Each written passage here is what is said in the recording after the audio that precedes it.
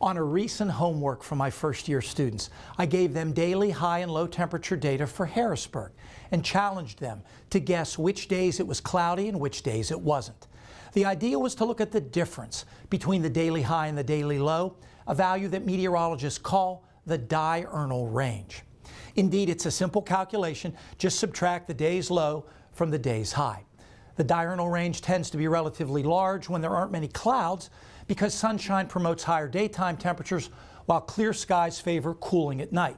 And along those lines, dry air warms and cools faster than moist air, so in general, the drier the air, the larger the diurnal range. And light winds tend to allow temperatures to drop off quickly at night, also favoring a relatively large diurnal range.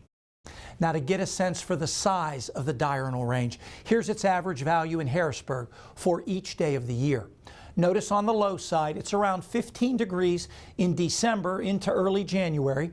On the high side, it peaks above 20 degrees in April, with a secondary peak near 20 degrees in October. I expected the relatively large values in the fall, when clear skies and light winds are common, but the peak in April surprised me a bit. Turns out about a third of the days with the largest diurnal ranges are in April, often when the weather map looks like this in the morning.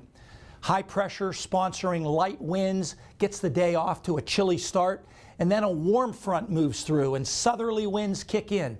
Temperatures take off. On this day, the morning low is 28, the afternoon high 68, a diurnal range of 40 degrees.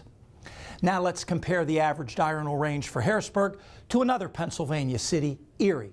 The Erie graph roughly parallels Harrisburg's in its shape, but is consistently 2 to 4 degrees lower. And that difference is largely explained by Lake Erie. The water is a great moderator, generally keeping daytime temperatures a bit lower, but overnight lows a bit higher.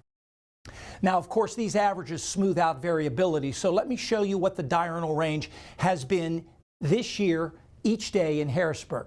I'll keep the average curve up there for comparison.